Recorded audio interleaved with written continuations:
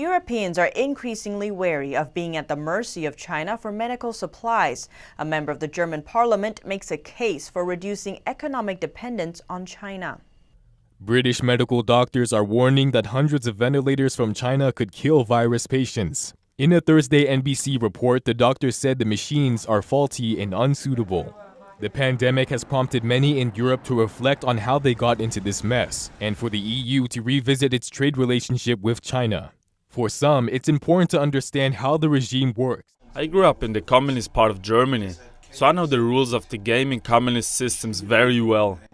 Since March, many European governments have struggled to buy medical equipment, like masks and testing kits, to fill up large gaps in their supply. And they often had to rely on China.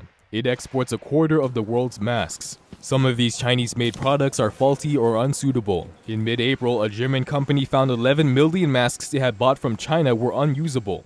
We have to ensure that we do not remain this dependent on China. Prices alone cannot regulate such a thing. Then we are walking into a trap. After China joined the World Trade Organization in 2001, it gradually established its domination of crucial supply chains, including medical goods and drugs. China now provides up to 90% of the world's active ingredients for antibiotics. Many are concerned about the leverage the CCP has on countries' healthcare systems.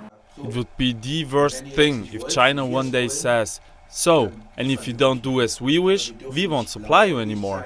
We must not be naive and blind and ignore the dangers that are always associated with dealing with a dictatorship. Prompted by the crisis, many in Europe are seeing more clearly the risks that come with economic dependence on China.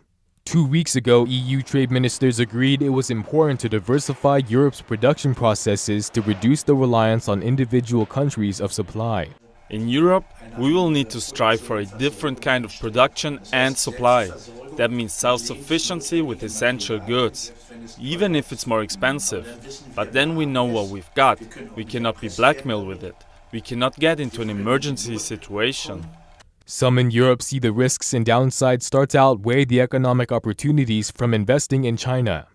Europe has reduced its share in manufacturing exports since integrating trade with China. European companies still face significant barriers in accessing the Chinese market, and many who are already there, like BMW, have seen only stagnating revenue growth. Analysts at the Mercator Institute for China Studies argue that China is just as dependent on Europe and that the EU should leverage its economic power in dealing with the CCP. Reporting by Christian Watchen, NTD News, Berlin.